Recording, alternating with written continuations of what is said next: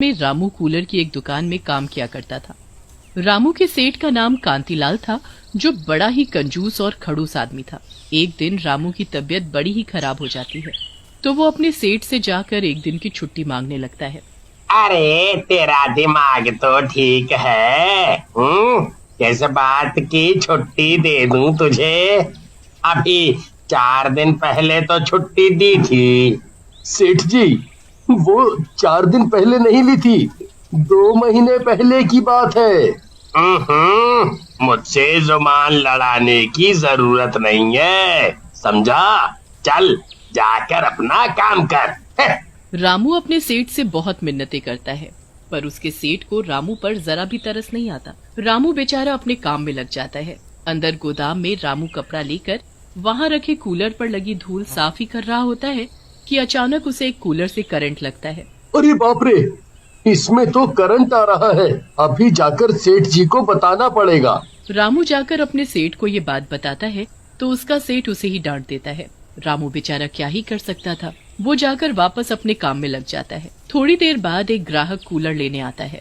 अरे सेठ जी, एक बढ़िया सा कूलर तो दिखाओ। हाँ भाई साहब, आप निश्चिंत रहें, मैं अभी आपको एक सबसे बढ़िया वाला कूलर दिखवाता हूँ।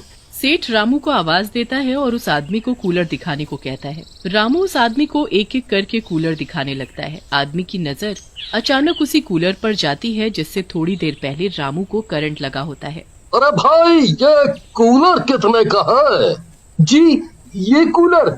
आप और कूलर देखिए ना, मैं आपको इनसे भी अच्छा कूलर दिखाता हूँ। अरे भाई, अजीब आदमी हो तुम। जब मैं इस कूलर का दाम पूछ रहा हूँ तो तुम मुझे दूसरे कूलर क्यों दिखाओगे? हाँ, मुझे यही कूलर पसंद है, तुम इसके दाम बताओ। जी, वो मैं तो बस इसलिए बोल रहा था क्योंकि इस कूलर से मुझे अभी थोड़ी देर पहले ही बहुत तेज करंट लगा है। आप दूसरा कूलर देख लो। ओह, ये तो तुमने मुझे बताकर बहुत ही अच्छा काम किया। जैसे ही रामू उस आदमी को ये बात बताता है, वैसे ही उसका सेठ पीछे आकर सुन लेता है। ये तुम क्या बोल रहे हो रामू? जी, वो सेठ जी, मैं बस। चुप करो तुम, समझे? तुम्हें बाद में देखूंगा। अरे आप उस बेचारे पर गुस्सा ना करें और मुझे ऐसा ही दूसरा कूलर दे दें। पर इस मॉडल में ये आखिरी कूलर है हमारे पास। आप दूसरा कूलर देख लो।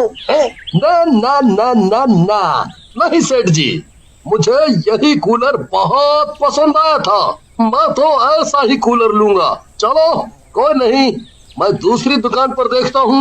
वो आदमी बिना कूलर लिए वहाँ से चला जाता है। उसके जाने के बाद सेठ गुस्से में लाल रामू को खूब सुनाता है।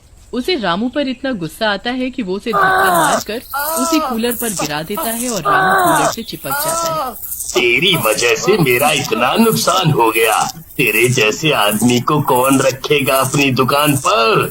अब मर तू इसी करंट में। हाँ।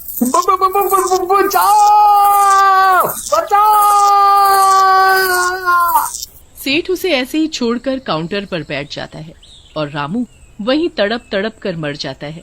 थोड़ी देर तक जब रामू बाहर नहीं आता तो सेठ चिल्लाता हुआ उसे अंदर देखने जाता है।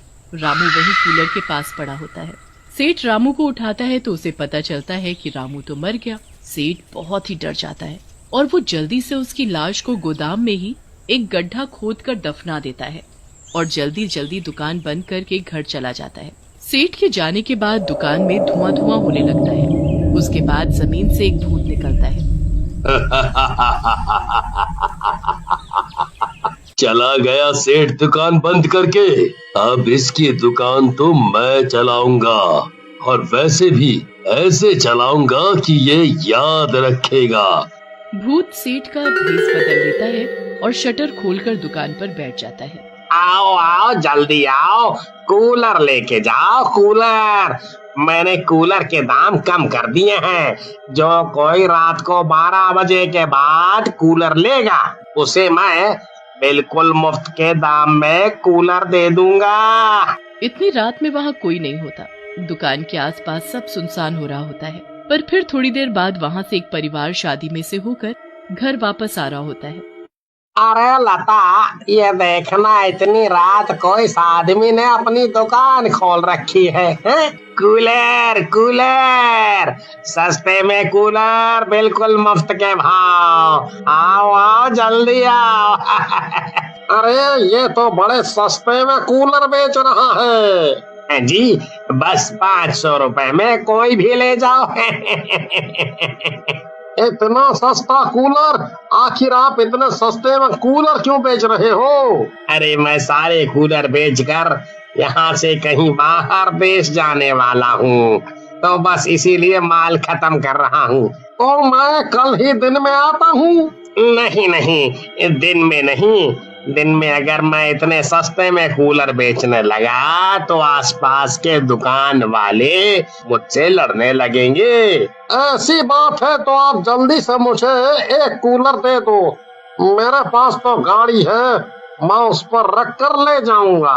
उस आदमी के बाद वहाँ से कुछ और लोग भी गुजरते हैं, जिसे वो भूत सेठ के भेस में सस्ते दामों में कूलर बेच देता है। आज तो मैंने सेठ का काफी नुकसान कर दिया, पर मुझे इतने से तसल्ली नहीं होगी। मुझे तो इस सेठ का बुरे से बुरा करना है। भूत इतना कहकर गायब हो जाता है। सुबह सेठ करीब 10:30 बजे आकर अपनी दुकान खोलता है। काफी घंटों बाद उस दुकान पर एक ग्राहक आता है। अरे सेठ जी, यह कूलर कितने का दिया है? ये तो 6000 रुपए का है। बहुत बढ़िया कूलर है, बताओ पैक कर दूं? नहीं नहीं, ये तो बड़ा महंगा है, मेरा इतना बजट नहीं है। सेठ के काफी बोलने पर भी वो आदमी वहाँ से चला जाता है। पूरे दिन में उस सेठ का एक भी कूलर नहीं बिकता। वो बड़ा निराश होकर शाम को अपनी दुकान बंद करके घर चला जाता है।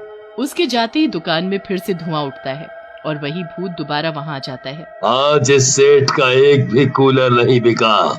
मुझे तो बड़ा ही मजा आया ये देखकर। अब मैं इसके महंगे महंगे कूलर मुफ्त के दामों में बेच दूंगा। भूत अपना भेस बदलता है और सेठ के भेस में आकर शटर खोल लेता है। उसके बाद वो काउंटर पर बैठकर आवाजें देने लगता है। अरे सेठ जी, जरा ये वाला कूलर पैक करके दे दो। हाँ हाँ, अभी देता हूँ। देखो मैं अपने साथ कितने सारे लोग लेकर आया हूँ। मैंने इन सबको जब बताया कि यहाँ 500 में कूलर मिल रहे हैं, तो ये सब मेरे साथ आ गए। उस रात को वो भूत सेठ के भेस में 20-30 कूलर बेच डालता है। फिर जैसे ही 4 बजने वाले होते हैं तो वो दुकान को अंदर से बंद करता है और अपने भूत के असली रूप में आ जाता है। अब वो दिन दूर नहीं जब इस दुकान के सारे कूलर मैं ऐसे ही सस्ते में बांट दूंगा और ये सेठ बस एक भिखारी बनकर रह जाएगा। भूत वापस गायब हो जाता है। अगले दिन सेठ फिर से अपनी दुकान खोलता है। जब वो गोदाम में जाता है तो उसे वहाँ से काफी कूलर गायब दिखते हैं। अरे यहाँ तो काफी कूलर रखे थे, तो फिर अचानक कहाँ गए? सेठ को समझ ही नहीं आता कि कूलर कहाँ गए। इतने सारे कूलर गायब होने से वो बड़ा दुखी हो जाता है। उसे तो इस बात का अंदाजा ही नहीं होता कि रोज एक भूत उसकी दुकान खोलकर कूलर बेच देता। एक दिन सेठ रोज की तरह दुकान बंद करके घर चला जाता है, पर फिर उसे अचानक याद आता है कि उसका फोन दुकान में ही रह गया है। सेठ रात को करीब 1 बजे दुकान पर वापस जाता है, पर वहाँ हूबहू अपने जैसे एक आदमी को बैठे देख उसकी आंखें फटी की फटी रह जाती हैं।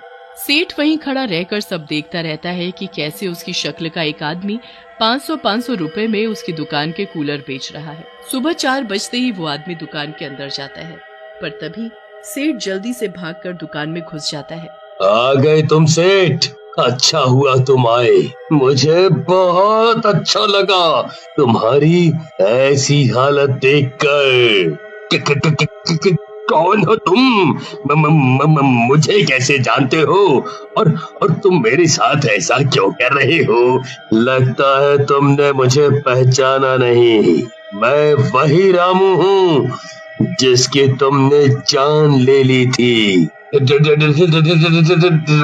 रामू, रामू, तुम रामू हो? हे भगवान, ये मैंने क्या कर दिया? मुझे माफ कर दो, मुझे माफ कर दो रामू। सेठ के बहुत कहने पर भी रामू का भूत उसे माफ नहीं करता। आखिरकार सेठ को वो दुकान हमेशा के लिए बंद करनी पड़ती है। उसके बहुत ही बुरे दिन